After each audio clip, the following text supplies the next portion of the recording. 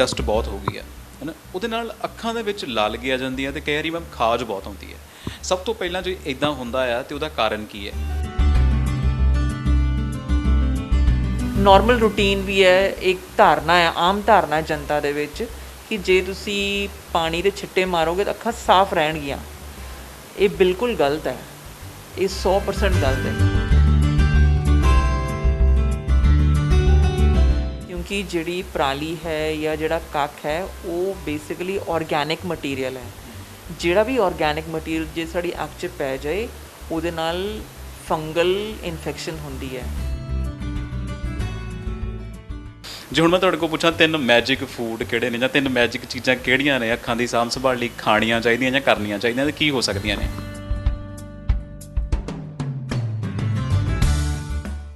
ਸਤਿ ਸ਼੍ਰੀ ਅਕਾਲ, ਤੁਸੀਂ ਦੇਖ ਰਹੇ ਹੋ ਟੀਵੀ ਪੰਜਾਬ, ਮੈਂ ਜਤਿੰਦਰ ਸਿੰਘ ਖਹਿਰਾ। ਸਮਾਂ ਹੈ ਝੋਨੇ ਦੀ ਵਾਢੀ ਦਾ ਤੇ ਝੋਨੇ ਦੀ ਵਾਢੀ ਦੇ ਨਾਲ ਨਾਲ ਬੜੀਆਂ ਸਾਰੀਆਂ ਸਮੱਸਿਆਵਾਂ ਹੋ ਰਹੀਆਂ ਨੇ। ਇਨੀ ਦਿਨ ਹੀ ਉੱਦਾਂ ਵੀ ਕਹਿ ਲਈਏ ਤੇ ਪੋਲਿਊਸ਼ਨ ਰੇਟ ਜਿਹੜਾ ਹੈ ਉਹ ਪੂਰੇ ਭਾਰਤ ਦੇ ਵਿੱਚ ਵੱਧ ਜਾਂਦਾ ਹੈ ਕਿਉਂਕਿ ਪਰਾਲੀ ਹੈ ਤੇ ਪਰਾਲੀ ਦੇ ਵਿੱਚ ਉਹ ਧੂੜ ਤਾਂ ਨਿਕਲਣੀ ਹੈ। ਪਰ ਇਹਦੇ ਨਾਲ ਨਾਲ ਅੱਖਾਂ ਦੇ ਉੱਤੇ ਇਹਨਾਂ ਦਾ ਅੱਜ ਕੱਲ੍ਹ ਬਹੁਤ ਅਸਰ ਪੈ ਰਿਹਾ। ਅੱਖਾਂ ਦੇ ਵਿੱਚ ਲਾਲਗੀ ਆ ਰਹੀ ਹੈ, ਕਈ ਵਾਰੀ ਖਾਜ ਬਹੁਤ ਹੁੰਦੀ ਹੈ ਤੇ ਇਸ ਤੋਂ ਇਲਾਵਾ ਹੋਰ ਵੀ ਬਹੁਤ ਸਾਰੀਆਂ ਸਮੱਸਿਆਵਾਂ ਅੱਖਾਂ ਦੇ ਨਾਲ ਹੋ ਜਾਂਦੀਆਂ ਨੇ। ਸੋ ਇਸ ਟਾਈਮ ਮੇਰੇ ਨਾਲ ਆਈ ਸਪੈਸ਼ਲਿਸਟ ਨੇ ਡਾਕਟਰ ਗੁਰਪ੍ਰੀਤ ਕੌਰ ਨੇ। ਆਈ ਮੋਬਾਈਲ ਯੂਨਿਟ ਜਿਹੜੀ ਹੈ ਸਿਵਲ ਹਸਪੀਟਲ ਜਲੰਧਰ ਦੀ, ਉਹਦੇ ਵਿੱਚ ਉਹ ਕੰਮ ਕਰਦੇ ਨੇ, ਵੱਖਰੇ ਵੱਖਰੇ ਥਾਂ ਕੈਂਪ ਲਗਾਉਂਦੇ ਨੇ ਤੇ ਫਿਰ ਮੈਨੂੰ ਲੱਗਿਆ ਕਿ ਉਹਨਾਂ ਦੇ ਨਾਲ ਗੱਲਬਾਤ ਕਰ ਲੈਣੀ ਚਾਹੀਦੀ ਹੈ। ਮੈਮ ਸਤਿ ਸ਼੍ਰੀ ਅਕਾਲ। ਸਤਿ ਸ਼੍ਰੀ ਅਕਾਲ ਜੀ, ਥੈਂਕ ਯੂ ਮੈਨੂੰ ਇਨਵਾਈਟ ਕਰਨ ਲਈ। ਤੁਹਾਡਾ ਬਹੁਤ ਬਹੁਤ ਸ਼ੁਕਰੀਆ ਤੇ ਦਰਸ਼ਕਾਂ ਨੂੰ ਬੜੀ ਪਿਆਰ ਭਰੀ ਸਤਿ ਸ਼੍ਰੀ ਅਕਾਲ। ਅੱਛਾ, ਜਦੋਂ ਆਪਾਂ ਗੱਲ ਕਰਦੇ ਹਾਂ ਕਿਤੇ ਡਸਟ ਬਹੁਤ ਹੋ ਗਈ ਹੈ ਨਾ, ਉਹਦੇ ਨਾਲ ਅੱਖਾਂ ਦੇ ਵਿੱਚ ਲਾਲਗੀ ਆ ਜਾਂਦੀ ਹੈ ਤੇ ਕਈ ਵਾਰੀ ਮੈਮ ਖਾਜ ਬਹੁਤ ਆਉਂਦੀ ਹੈ। ਸਭ ਤੋਂ ਪਹਿਲਾਂ ਜੇ ਇਦਾਂ ਹੁੰਦਾ ਆ ਤੇ ਉਹਦਾ ਕਾਰਨ ਕੀ ਹੈ? ਅੱਜ ਕੱਲ੍ਹ ਕਿਉਂਕਿ ਵਾਢੀਆਂ ਚੱਲ ਰਹੀਆਂ ਨੇ ਇਸ ਕਰਕੇ ਪੋਲਿਊਸ਼ਨ ਦਾ ਲੈਵਲ ਬਹੁਤ ਜ਼ਿਆਦਾ ਵੱਧ ਗਿਆ ਹੈ। ਪਰਾਲੀ ਨੂੰ ਅੱਗ ਲਗਾਉਣਾ ਤਾਂ ਵੈਸੇ ਮਨਾ ਕੀਤਾ ਗਿਆ ਹੈ, ਬਟ ਫਿਰ ਵੀ ਕਿਤੇ ਕਿਤੇ ਟਾਵਾਂ ਸਾਡੇ ਜਿਹੜੇ ਕਿਸਾਨ ਭਰਾ ਨੇ ਉਹ ਲਗਾ ਲੈਂਦੇ ਨੇ ਅੱਗ। ਇਸ ਕਰਕੇ ਧੂਆਂ ਅਤੇ ਮਿੱਟੀ ਜਦੋਂ ਇਕੱਠੀ ਮਿਕਸ ਹੋ ਜਾਂਦੀ ਹੈ ਅਤੇ ਪੋਲਿਊਸ਼ਨ ਲੈਵਲ ਹੋਰ ਜ਼ਿਆਦਾ ਵੱਧ ਜਾਂਦਾ ਹੈ। ਇੱਕ ਸਮੌਗ ਕਰਕੇ ਹੋ ਜਾਂਦਾ, ਟੈਂਪਰੇਚਰ ਡਾਊਨ ਆ ਰਹੇ ਹੈ, ਇਸ ਕਰਕੇ ਟੈਂਪਰੇਚਰ ਕਿਉਂਕਿ ਡਾਊਨ ਆ ਰਹੇ ਹੈ ਅਤੇ ਧੂਆਂ ਵੀ ਹੈ, ਮਿੱਟੀ ਵੀ ਹੈ, ਇਸ ਕਰਕੇ ਸਮੌਗ ਫਾਰਮੇਸ਼ਨ ਹੋ ਰਹੀ ਹੈ ਅੱਜ ਕੱਲ੍ਹ। ਇਹ ਮੁੱਖ ਕਾਰਨ ਹੈ ਕਿ ਜਿਹੜੇ ਆਮ ਜਨਤਾ ਨੂੰ ਅੱਖਾਂ ਦੀ ਐਲਰਜੀ ਦੀ ਬਹੁਤ ਜ਼ਿਆਦਾ ਪ੍ਰੋਬਲਮ ਇਸ ਵੇਲੇ ਚੱਲ ਰਹੀ ਹੈ। ਇੱਕ ਤਾਂ ਐਲਰਜੀ ਕੰਜੰਕਟਿਵਾਈਟਿਸ ਵੀ ਚੱਲ ਰਿਹਾ ਹੈ ਅਤੇ ਇਨਫੈਕਟਿਵ ਵਾਇਰਲ ਕੰਜੰਕਟਿਵਾਈਟਿਸ ਵੀ ਚੱਲ ਰਿਹਾ ਹੈ ਇਸ ਵੇਲੇ। ਜਿਹੜੀ ਤੁਸੀਂ ਗੱਲ ਕਰ ਰਹੇ ਹੋ ਕਿ ਅੱਖਾਂ ਲਾਲ ਰਹਿੰਦੀਆਂ ਨੇ ਜਾਂ ਖਾਰਿਸ਼ ਸ਼ੁਰੂ ਹੁੰਦੀ ਹੈ, ਇਹਦਾ ਮੁੱਖ ਕਾਰਨ ਬੇਸਿਕਲੀ ਚੇਂਜ ਆਫ ਸੀਜ਼ਨ ਅਤੇ ਪੋਲਿਊਸ਼ਨ ਹੈ। ਅੱਛਾ, ਕੀ ਕੀਤਾ ਜਾਣਾ ਚਾਹੀਦਾ ਹੈ? ਕਿਉਂਕਿ ਹੁਣ ਬਹੁਤ ਵਾਰ ਇਹ ਹੁੰਦਾ ਨਾ ਕਿ ਸਾਨੂੰ ਕਹਿ ਦਿੰਦੇ ਕਿ ਤੁਸੀਂ ਆਹ ਕਰ ਲਓ। ਮੂੰਗਰੇ ਇਸ ਘਰਾਂ ਦੇ ਵਿੱਚ ਅੱਗੇ ਦੁਕਾਨਾਂ 'ਤੇ ਮਿਲ ਜਾਂਦੇ ਸੀ, ਉਹ ਆਮ ਪਾਉਣੇ ਅਸੀਂ ਸ਼ੁਰੂ ਕਰ ਦਿੰਦੇ ਹਾਂ। ਹੁਣ ਮੇਰਾ ਸਵਾਲ ਇਹ ਹੈ ਕਿ ਜੇ ਦੋਨੇ ਚੀਜ਼ਾਂ ਹੁੰਦੀਆਂ, ਖਾਜ ਆਉਂਦੀ ਹੈ ਅਤੇ ਲਾਲਗੀ ਹੁੰਦੀ ਹੈ, ਅਤੇ ਫਸਟ ਏਡ ਕੀ ਹੋ ਸਕਦੀ ਹੈ ਜਾਂ ਕਿੱਦਾਂ ਉਹਨੂੰ ਨੁਕਸਾਨ ਤੋਂ ਬਚਾਇਆ ਜਾ ਸਕਦਾ ਹੈ? ਤੁਸੀਂ ਬਿਲਕੁਲ ਠੀਕ ਕਿਹਾ ਹੈ। ਪਹਿਲੇ ਜ਼ਮਾਨੇ ਦੇ ਵਿੱਚ ਲੋਕ ਮੂੰਗਰੇ ਬਹੁਤ ਜ਼ਿਆਦਾ ਆਮ ਤੌਰ 'ਤੇ ਯੂਜ਼ ਕਰਦੇ ਸੀਗੇ। ਅੱਜ ਕੱਲ੍ਹ ਮੂੰਗਰੇ ਮਿਲਣੇ ਬਾਜ਼ਾਰ 'ਚ ਵੈਸੇ ਵੀ ਥੋੜ੍ਹੇ ਬੰਦ ਹੋ ਗਏ ਹੈ। ਬਹੁਤ ਹੀ ਕੋਈ ਰੇਅਰ ਕਿਤੇ ਮਿਲੇਗਾ ਤੁਹਾਨੂੰ ਮੂੰਗਰਾ। ਜੇ ਮੰਨ ਲਓ ਕਿਸੇ ਨੂੰ ਆਹ ਪ੍ਰੋਬਲਮ ਆਉਂਦੀ ਹੈ, ਅੱਖਾਂ 'ਚ ਲਾਲਗੀ ਹੈ ਜਾਂ ਪਾਣੀ ਆ ਰਿਹਾ ਹੈ ਜਾਂ ਖਾਰਿਸ਼ ਹੋ ਰਹੀ ਹੈ, ਆਪਣੇ ਆਪ ਇਲਾਜ ਨਾ ਕਰਨ ਦੀ ਕੋਸ਼ਿਸ਼ ਕਰਨ। ਕਿਉਂਕਿ ਜੇ ਆਪ ਕਰਨਗੇ, ਕਈ ਵਾਰ ਦੇਸੀ ਟੋਟਕੇ ਕਹਿ ਦਿੰਦੇ ਆ ਵੀ ਸ਼ਹਿਦ ਪਾ ਲਓ ਉਹਦੇ ਵਿੱਚ ਜਾਂ ਗੁਲਾਬ ਜਲ ਪਾ ਲਓ ਅਤੇ ਠੀਕ ਹੋ ਜਾਏਗਾ। ਇਸ ਤਰ੍ਹਾਂ ਦਾ ਕੁਛ ਵੀ ਨਹੀਂ ਕਰਨਾ ਹੈ। ਜੇ ਕੋਈ ਪ੍ਰੋਬਲਮ ਅੱਖਾਂ ਦੀ ਕੋਈ ਵੀ ਕਿਸੇ ਵੀ ਕਿਸਮ ਦੀ ਪ੍ਰੋਬਲਮ ਆਉਂਦੀ ਹੈ, ਆਈ ਸਪੈਸ਼ਲਿਸਟ ਨੂੰ ਜਾ ਕੇ ਸਿੱਧਾ ਮਿਲੋ। ਕਿਸੇ RMP ਕੋਲ ਨਾ ਜਾਓ, ਕਿਸੇ ਲੋਕਲ ਕੁਐਕ ਦੇ ਕੋਲ ਨਾ ਜਾਓ।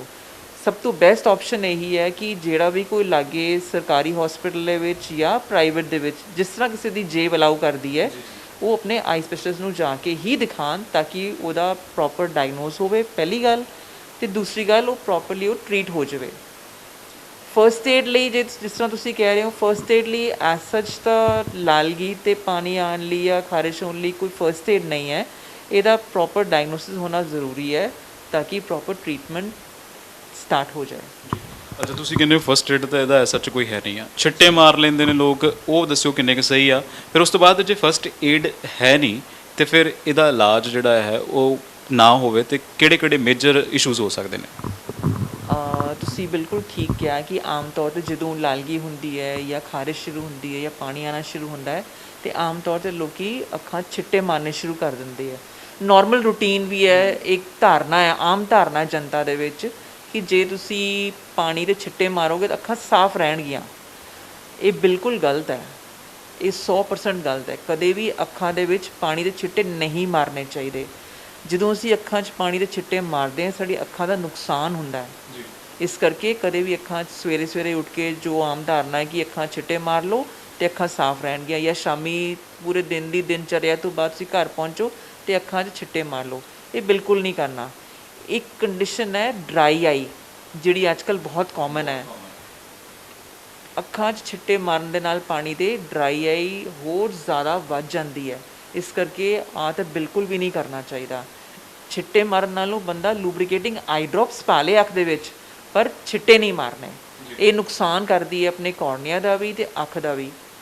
ਜਿਹੜੀ ਸਾਡੀ ਅੱਖ ਹੈ ਉਹਦੇ ਵਿੱਚ ਜਿਹੜੇ ਅਥਰੂ ਜਿਹੜੇ ਆਮ ਤੌਰ 'ਤੇ ਹੈ ਉਹ ਇੱਕ ਫਿਲਮ ਬਣਾਉਂਦੇ ਹੈ, ਜਿਹੜਾ ਅਗਲਾ ਜਿਹੜਾ ਸ਼ੀਸ਼ੇ ਵਾਲਾ ਹਿੱਸਾ ਸਾਡੀ ਅੱਖ ਦਾ ਉਹਦੇ ਉੱਪਰ ਇੱਕ ਫਿਲਮ ਬਣਾਉਂਦੇ ਆ ਜਿਹੜੇ ਸਾਡੇ ਅਥਰੂ ਨੇ।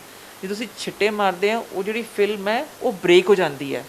ਜਦੋਂ ਬ੍ਰੇਕ ਹੁੰਦੀ ਹੈ ਉਹੀ ਫਿਰ ਅੱਗੇ ਜਾ ਕੇ ਡਰਾਈ ਆਈ ਕਾਜ਼ ਕਰਦੀ ਹੈ। ਜਦੋਂ ਡਰਾਈ ਆਈ ਹੁੰਦੀ ਹੈ ਤੇ ਫਿਰ ਕੋਰਨੀਆ ਨੂੰ ਕਿੰਨਾ ਕੁ ਨੁਕਸਾਨ ਹੋਣ ਦਾ ਖਤਰਾ ਵੱਧ ਜਾਂਦਾ, ਕਿਉਂਕਿ ਕਹਿੰਦੇ ਕਿ ਜਦੋਂ ਡਰਾਈ ਆਈਜ਼ ਹੁੰਦੀ ਹੈ ਤਾਂ ਤੁਹਾਡੇ ਕੋਰਨੀਆ ਦੇ ਉੱਤੇ ਸਿੱਧਾ ਨੁਕਸਾਨ ਹੁੰਦਾ।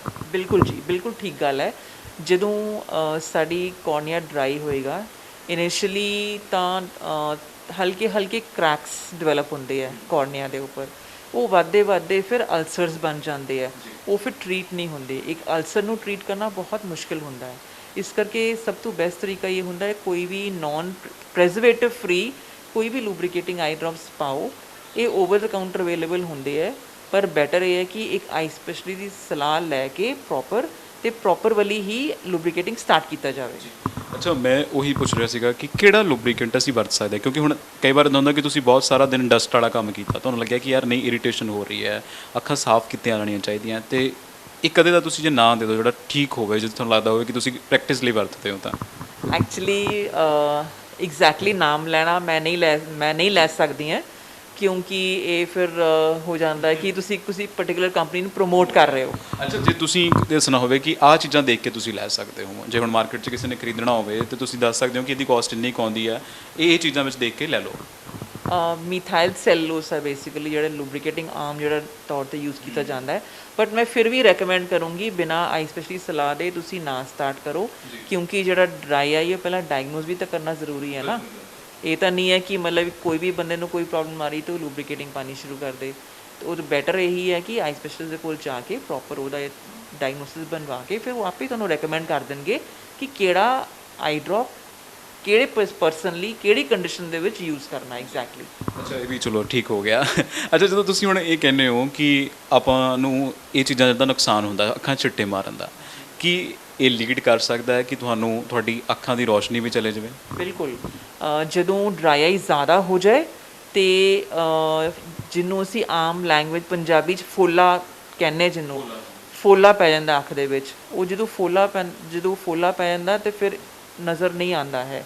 ਸਾਡੀ ਅਗਲਾ ਜਿਹੜਾ ਸ਼ੀਸ਼ਾ ਹੈ ਉਹ ਓਪੇਕ ਹੋ ਜਾਂਦਾ ਹੈ। ਓਪੇਕ ਮਤਲਬ ਵੀ ਉਹਦੇ ਵਿੱਚੋਂ ਨਜ਼ਰ ਨਹੀਂ ਆਉਂਦਾ। ਜਿਸ ਤਰ੍ਹਾਂ ਕੋਈ ਵੀ ਇੱਕ ਸ਼ੀਸ਼ਾ ਹੈ ਉਹਦੇ ਉੱਪਰ ਜੇ ਤੁਸੀਂ ਦੁੱਧ ਪਾ ਦਿਓ ਜਾਂ ਤੁਸੀਂ ਬਟਰ ਪਾ ਦਿਓ ਅਤੇ ਉਹਦੇ ਵਿੱਚੋਂ ਨਜ਼ਰ ਨਹੀਂ ਆਏਗਾ। ਇਸ ਤਰ੍ਹਾਂ ਹੀ ਉਹ ਜਿਹੜੀ ਸਾਡੇ ਅੱਖ ਦਾ ਜਿਹੜਾ ਸ਼ੀਸ਼ਾ ਜਿਹਨੂੰ ਕੋਰਨੀਆ ਅਸੀਂ ਕਹਿੰਦੇ ਹਾਂ, ਉਹ ਇਸ ਤਰ੍ਹਾਂ ਦਾ ਓਪੇਕ ਹੋ ਜਾਂਦਾ ਹੈ ਅਤੇ ਅਲਟੀਮੇਟਲੀ ਉਹ ਇੰਨਾ ਨੁਕਸਾਨ ਹੁੰਦਾ ਕਿ ਕਈ ਵਾਰੀ ਤੁਹਾਨੂੰ ਅੱਗੇ ਜਾ ਕੇ ਸਰਜਰੀ ਵੀ ਕਰਾਉਣੀ ਪੈਂਦੀ ਹੈ, ਮਤਲਬ ਵੀ ਤੁਹਾਨੂੰ ਪੁਤਲੀ ਬਦਲਣੀ ਪੈ ਸਕਦੀ ਹੈ।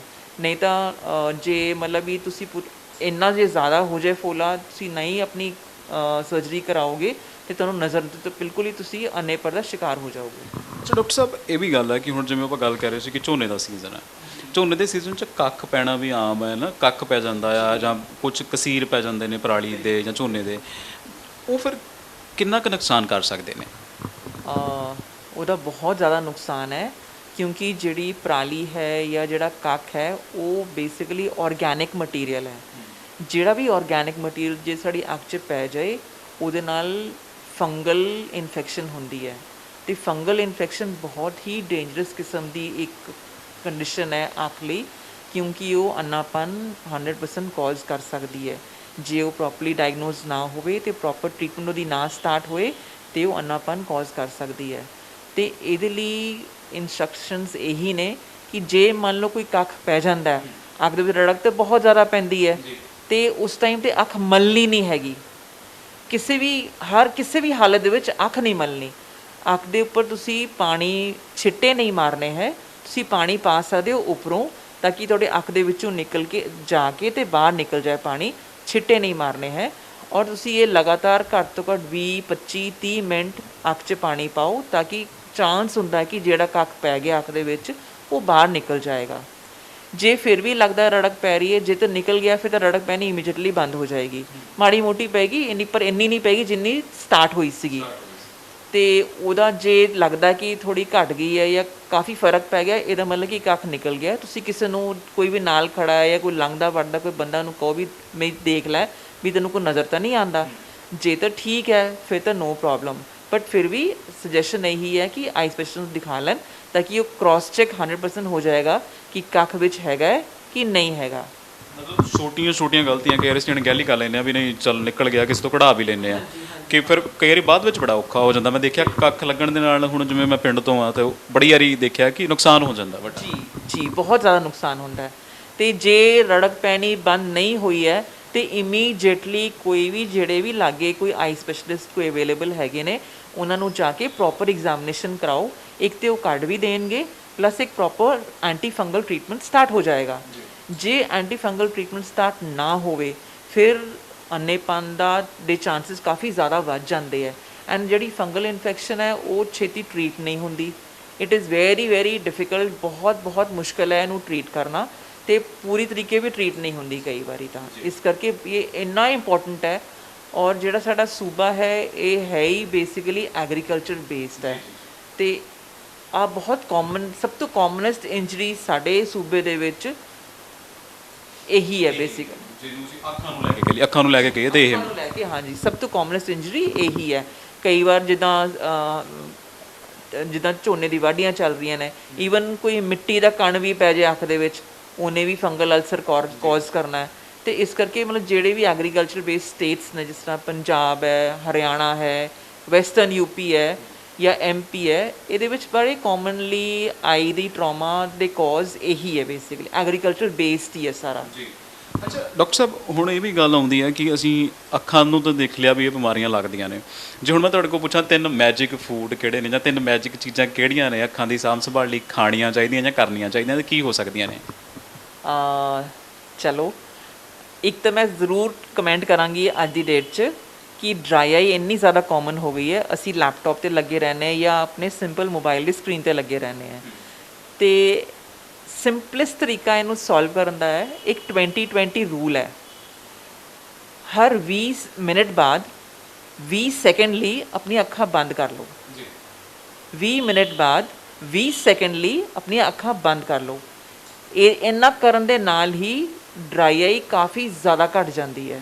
ਇਹ ਬਹੁਤ ਇੰਪੋਰਟੈਂਟ ਚੀਜ਼ ਹੈ ਐਂਡ ਬਹੁਤ ਕਾਮਨ ਹੈ ਡਰਾਈ ਆਈ, ਇਸ ਕਰਕੇ। ਔਰ ਇਹ ਬਹੁਤ ਈਜ਼ੀ ਜੀ ਚੀਜ਼ ਹੈ। ਜੇ ਅਸੀਂ ਲੈਪਟਾਪ 'ਤੇ ਜ਼ਿਆਦਾ ਕੰਮ ਕਰਦੇ ਹਾਂ ਜਾਂ PC 'ਤੇ ਕੰਮ ਕਰਦੇ ਹਾਂ, ਤਾਂ ਇੱਕ ਅਲਾਰਮ ਲਗਾ ਛੱਡੋ ਆਪਣੇ ਲੈਪਟਾਪ 'ਤੇ ਕਿ ਆਫਟਰ ਐਵਰੀ 20 ਮਿੰਟਸ ਉਹ ਇੱਕ ਅਲਾਰਮ ਦੇਗਾ, ਤੁਸੀਂ 20 ਸੈਕਿੰਡ ਲਈ ਆਪਣੀ ਅੱਖਾਂ ਬੰਦ ਕਰ ਲਓ ਔਰ ਫਿਰ ਆਪਣਾ ਕੰਮ ਰਿਜ਼ਿਊਮ ਕਰੋ।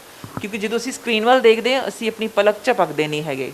ਜਦੋਂ ਅਸੀਂ ਪਲਕ ਝਪਕਦੇ ਨਹੀਂ, ਇਸ ਕਰਕੇ ਉਹ ਜਿਹੜੀ ਸਾਡੀ ਟੀਅਰ ਫਿਲਮ ਹੈ ਉਹ ਟੁੱਟ ਜਾਂਦੀ ਹੈ। ਟੁੱਟਣ ਕਾਰਨ ਉਹੀ ਮੇਨ ਕਾਜ਼ ਹੈ ਡਰਾਈ ਆਈ ਦਾ। ਇਸ ਤਰ੍ਹਾਂ ਹੀ ਸਾਡੇ ਮੋਬਾਈਲ ਸਕਰੀਨਸ ਦੇ ਉੱਪਰ ਅਲਾਰਮ ਲਗਾਓ, ਐਵਰੀ 20 ਸੈਕਿੰਡ ਤੋਂ ਬਾਅਦ ਜੇ ਲਗਾਤਾਰ ਤੁਸੀਂ ਤੁਸੀਂ WhatsApp ਦੇਖ ਰਹੇ ਹੋ ਜਾਂ ਕੁਝ ਹੋਰ ਸਰਚ ਮਾਰ ਰਹੇ ਹੋ, ਤੇ 20 ਸੈਕਿੰਡ ਦਾ ਅਲਾਰਮ ਲਗਾ ਛੱਡੋ, ਤਾਂ ਕਿ 20 ਮਿੰਟ ਬਾਅਦ 20 ਸੈਕਿੰਡ ਦਾ ਅੱਖਾਂ ਬੰਦ ਕਰ ਲਓ ਜੀ। ਅੱਛਾ, ਬੱਚੇ ਅੱਜ ਕੱਲ੍ਹ ਮੈਂ ਦੇਖਿਆ ਉਹ ਰਾਤ ਪੂਰੀ, ਅੱਜ ਕੱਲ੍ਹ ਬੜੇ ਸਾਰੇ ਸਾਡੇ ਕੋਲੇ ਔਨਲਾਈਨ ਪਲੇਟਫਾਰਮ ਨੇ, ਨੈਟਫਲਿਕਸ, ਐਮਾਜ਼ੋਨ, ਮਤਲਬ ਬੜੇ ਸਾਰੇ, ਯੂ ਨੇਮ ਇਟ, ਬੜੇ ਸਾਰੇ ਆ। ਹੁਣ ਉਹਨਾਂ ਦੇ ਉੱਤੇ ਨਾ ਮੈਨੂੰ ਲੱਗਦਾ ਹੁੰਦਾ ਕਿ 12-12 1-1 ਵਜੇ ਤੱਕ ਲੈਂਦੇ ਤੇ ਤੁਹਾਨੂੰ ਲੱਗੇ ਰਹਿੰਦੇ ਆ। ਹਾਂਜੀ, ਬਿਲਕੁਲ ਠੀਕ ਕਹਿ ਰਹੇ ਹੋ। ਤਾਂ ਹੀ ਮੈਂ ਕਹਿ ਰਹੀ ਹਾਂ ਵੀ ਸਾਡਾ ਜਿਹੜਾ ਸਕਰੀਨ ਟਾਈਮ ਹੈ ਯੂਜ਼ ਕਰਨ ਦਾ ਸਾਡਾ ਬਹੁਤ ਜ਼ਿਆਦਾ ਵੱਧ ਗਿਆ ਹੈ। ਬੱਚਿਆਂ ਦੇ ਵਿੱਚ ਉਹਨਾਂ ਦੀ ਕਲਾਸਿਸ ਵੀ ਔਨਲਾਈਨ ਲੱਗ ਰਹੀਆਂ ਨੇ, ਅਤੇ 5-6 ਘੰਟੇ ਤੇ ਉਹ ਕਲਾਸਿਸ ਕਰਕੇ ਔਨਲਾਈਨ ਨੇ। ਉਸ ਤੋਂ ਬਾਅਦ ਜੇ ਆਪਣਾ ਹੋਮਵਰਕ ਕਰ ਰਹੀ ਹੈ, ਹੋਰ ਵੀ ਕੁਝ ਚੀਜ਼ਾਂ ਸਰਚ ਮਾਰ ਰਹੇ, ਤੇ ਤਾਂ ਵੀ ਔਨਲਾਈਨ ਉਹਨਾਂ ਦਾ ਕੰਮ ਹੈ।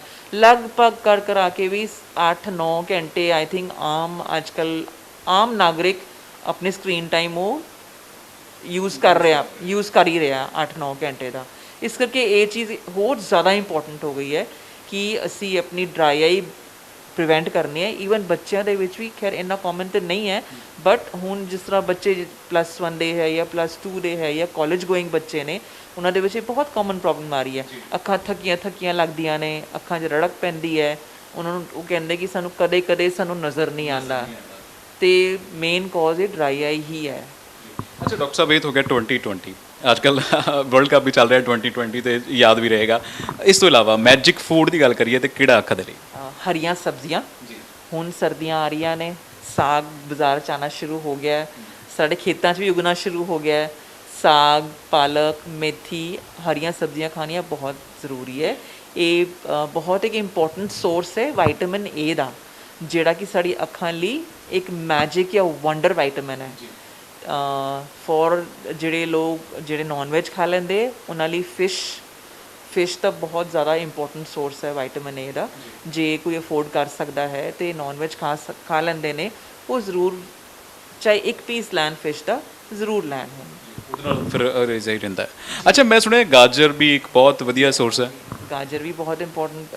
ਕੋਈ ਵੀ ਔਰੇਂਜ ਜਾਂ ਯੈਲੋ ਫਰੂਟ ਜਾਂ ਵੈਜੀਟੇਬਲ ਔਰ ਗ੍ਰੀਨ ਵੈਜੀਟੇਬਲਸ, ਇਹ ਸਾਰੀਆਂ ਹੀ ਵਿਟਾਮਿਨ ਏ ਦੇ ਰਿਚ ਸੋਰਸਿਸ ਹੈਗੇ ਆ। ਹੁਣ ਗਾਜਰਾਂ ਅੱਗੇ ਆ ਜਾਣੀਆਂ ਨੇ, ਠੀਕ ਹੈ ਨਾ।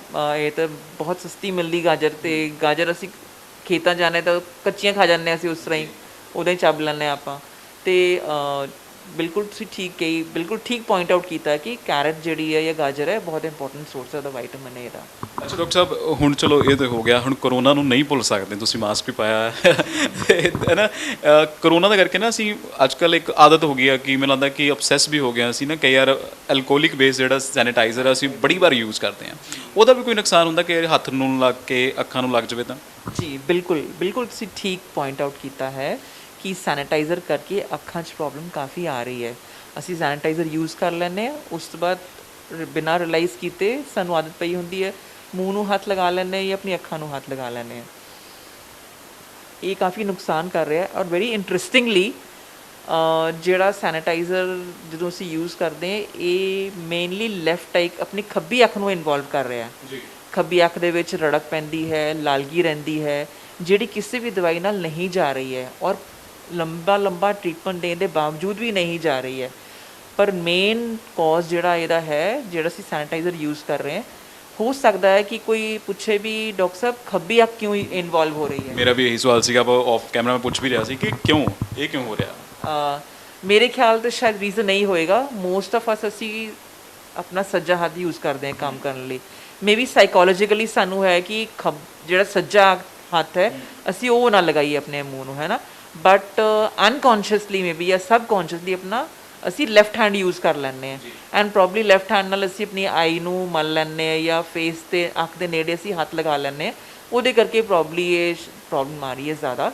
ਐਂਡ ਇਹਦੇ ਲਈ ਮਤਲਬ ਕਾਫੀ ਪਹਿਲਾਂ ਤਾਂ ਸ਼ੁਰੂ ਦੇ ਵਿੱਚ ਤਾਂ ਸਾਡੇ ਕੋਲ ਬਹੁਤ ਕੇਸਿਸ ਆਏ ਹੈ, ਅਸੀਂ ਟਰੀਟ ਕੀਤੇ ਆਪਣੇ ਵੱਲੋਂ ਕਿ ਟਰੀਟ ਹੋ ਜਾਏ ਰੈਡਨੈਸ, ਬਟ ਕਾਫੀ ਲੰਬੇ ਟਰੀਟਮੈਂਟ ਤੋਂ ਬਾਵਜੂਦ ਵੀ ਇਹ ਨਹੀਂ ਜਾ ਰਿਹਾ ਸੀਗਾ। ਅਤੇ ਜੇ ਅਸੀਂ ਸਪੈਸ਼ਲ ਇੰਸਟਰਕਸ਼ਨ ਦਿੱਤੇ ਹੈ ਲੋਕਾਂ ਨੂੰ ਜਾਂ ਆਮ ਜਨਤਾ ਨੂੰ ਜਾਂ ਸਾਡੇ ਪੇਸ਼ੈਂਟਸ ਨੂੰ ਕਿ ਤੁਸੀਂ ਆਪਣੀ ਅੱਖਾਂ ਨੂੰ ਹੱਥ ਨਾ ਲਗਾਓ ਜਾਂ ਫੇਸ ਨੂੰ ਹੱਥ ਨਾ ਲਗਾਓ, ਕਾਫੀ ਹੱਦ ਤੱਕ ਇਹ ਪ੍ਰੋਬਲਮ ਠੀਕ ਹੋਈ ਹੈ। ਅੱਛਾ ਚਲੋ, ਇਹ ਸਭ ਕੁਝ ਤੇ ਹੁਣ ਕਵਰ ਕਰ ਲਿਆ। ਮੈਂ ਦੇਖਿਆ ਡਾਇਬਟਿਕ ਪੇਸ਼ੈਂਟ ਜਿਹੜੇ ਹੁੰਦੇ ਨੇ, ਸ਼ੂਗਰ ਦੇ ਜਿਹੜੇ ਮਰੀਜ਼ ਹੁੰਦੇ ਨੇ ਨਾ ਮੈਮ, ਉਹਨਾਂ ਦੀਆਂ ਅੱਖਾਂ ਦੀ ਰੋਸ਼ਨੀ ਬੜੀ ਛੇਤੀ ਚਲੇ ਜਾਂਦੀ ਹੈ, ਜਾਂ ਕਿ ਕਹਿ ਲਿਆ ਕਿ ਲੈਂਸ ਖਰਾਬ ਹੋ ਜਾਂਦਾ ਹੈ, ਕਾਰਨੀਅਲ ਪ੍ਰੋਬਲਮ ਹੁੰਦੀ ਹੈ। ਇਹ ਕਿਉਂ ਹੁੰਦਾ ਹੈ ਅਤੇ ਉਹ ਆਪਣੀ ਆਈ ਦੀ ਕੇਅਰ ਕਿੱਦਾਂ ਕਰ ਸਕਦੇ ਨੇ? ਤੁਸੀਂ ਬਿਲਕੁਲ ਠੀਕ ਪੁਆਇੰਟ ਆਊਟ ਕਰ ਰਹੇ ਹੋ ਕਿ ਜਿਹੜੇ ਡਾਇਬਟਿਕ ਪੇਸ਼ੈਂਟਸ ਹੈ, ਉਹਨਾਂ ਦੀ ਅੱਖਾਂ ਛੇਤੀ ਖਰਾਬ ਹੁੰਦੀਆਂ ਨੇ, ਪਰ ਉਹ ਲੈਂਸ ਦਾ ਨੁਕਸਾਨ ਜ਼ਿਆਦਾ ਨਹੀਂ ਹੁੰਦਾ ਅਤੇ ਨਾ ਹੀ ਕਾਰਨੀਆ ਦਾ ਜ਼ਿਆਦਾ ਹੁੰਦਾ ਹੈ। ਉਹ ਬੇਸਿਕਲੀ ਪਰਦੇ ਦਾ ਨੁਕਸਾਨ ਜ਼ਿਆਦਾ ਹੁੰਦਾ ਹੈ। ਕੋਈ ਵੀ ਡਾਇਬਟਿਕ ਪੇਸ਼ੈਂਟ ਹੈ, ਆਫਟਰ 15 years ਆਫ ਡਾਇਬਟੀਜ਼, ਉਹਦਾ ਪਰਦਾ ਕਿਸੇ ਨਾ ਕਿਸੇ ਤਰੀਕੇ ਨਾਲ ਅਫੈਕਟ ਹੋ ਹੀ ਜਾਣਾ ਹੈ, ਚਾਹੇ ਉਹਦੀ ਡਾਇਬਟੀਜ਼ ਕੰਟਰੋਲ ਰਹੀ ਹੈ ਚਾਹੇ ਨਹੀਂ ਰਹੀ ਹੈ। ਜੇ ਨਹੀਂ ਰਹੀ ਹੈ ਤਾਂ ਚਾਂਸਿਸ ਹੈ ਕਿ ਥੋੜ੍ਹਾ ਛੇਤੀ ਪਰਦੇ 'ਚ ਪ੍ਰੋਬਲਮ ਆ ਜਾਏਗੀ, ਅਤੇ ਜੇ ਕੰਟਰੋਲ ਰਹੀ ਹੈ ਤਾਂ 15 ਸਾਲਾਂ ਦੇ ਵਿੱਚ ਲਗਭਗ ਉਹਨੂੰ ਪਰਦੇ ਦੀ ਕੋਈ ਨਾ ਕੋਈ ਪ੍ਰੋਬਲਮ ਆ ਜਾਂਦੀ ਹੈ। ਇਹਦੀ ਸਾਂਭ ਔਰ ਜਿਹੜਾ ਵੀ ਪਰਦਾ ਜਦੋਂ ਇਨਵੋਲਵ ਹੁੰਦਾ ਹੈ ਡਾਇਬਟੀਜ਼ ਕਰਕੇ, ਇਹਨੂੰ ਅਸੀਂ ਡਾਇਬਟਿਕ ਰੈਟਨੋਪੈਥੀ ਕਹਿੰਦੇ ਹਾਂ। ਜਿਹੜੀ ਡਾਇਬਟਿਕ ਰੈਟਨੋਪੈਥੀ ਹੈ, ਅੱਜ ਕੱਲ੍ਹ ਕਾਫੀ ਅਪਕਮਿੰਗ ਜੀ ਚੀਜ਼ ਹੈ, ਕਾਫੀ ਜ਼ਿਆਦਾ ਸਲਾਹ ਦਿੱਤੀ ਜਾ ਰਹੀ ਹੈ ਔਰ ਪਬਲਿਕ ਨੂੰ ਅਵੇਅਰ ਕੀਤਾ ਜਾ ਰਿਹਾ ਹੈ ਕਿ ਆਫਟਰ 40 years ਜੇ ਤੁਸੀਂ ਸਪੈਸ਼ਲੀ ਡਾਇਬੀਟਿਕ ਹੋ ਜਾਂ ਤੁਹਾਨੂੰ ਬੀਪੀ ਦੀ ਸ਼ਿਕਾਇਤ ਹੈ ਤੇ ਤੁਸੀਂ ਸਾਲ 'ਚ ਇੱਕ ਵਾਰੀ ਆਪਣਾ ਪਰਦਾ ਜ਼ਰੂਰ ਚੈੱਕ ਕਰਾਓ। ਉਹਦਾ ਕਾਰਨ ਇਹ ਹੈ ਕਿ ਜਿੰਨੀ ਛੇਤੀ ਪਰਦੇ ਦੀ ਪ੍ਰੋਬਲਮ ਪਿਕ ਹੋਏਗੀ ਉਹ ਉਨੀ ਛੇਤੀ ਉਹ ਟਰੀਟ ਹੋਏਗੀ। ਕਿਉਂਕਿ ਆਫਟਰ ਸਰਟਨ ਟਾਈਮ ਜੇ ਪਰਦਾ ਮਤਲਬ ਜ਼ਿਆਦਾ ਹੌਲੀ ਹੌਲੀ ਜਿੱਦਾਂ ਜ਼ਿਆਦਾ ਇਨਵੋਲਵ ਹੋ ਰਿਹਾ ਹੈ ਉਹ ਹੌਲੀ ਹੌਲੀ ਅੱਖ ਦੀ ਰੋਸ਼ਨੀ ਘਟਦੀ ਜਾਂਦੀ ਹੈ ਤੇ ਜਿੰਨੀ ਛੇਤੀ ਇਹ ਚੀਜ਼ ਫੜੀ ਜਾਏਗੀ ਉਨੀ ਛੇਤੀ ਟ੍ਰੀਟਮੈਂਟ ਸਟਾਰਟ ਹੋ ਜਾਏਗਾ। ਜਿੰਨੀ ਛੇਤੀ ਟ੍ਰੀਟਮੈਂਟ ਸਟਾਰਟ ਹੋਏਗਾ ਉਨੇ ਘੱਟ ਚਾਂਸਸ ਰਹਿਣਗੇ ਕਿ ਉਹ ਪੇਸ਼ੈਂਟ ਅੰਨੇਪਨ ਵੱਲ ਨਹੀਂ ਜਾਏਗਾ।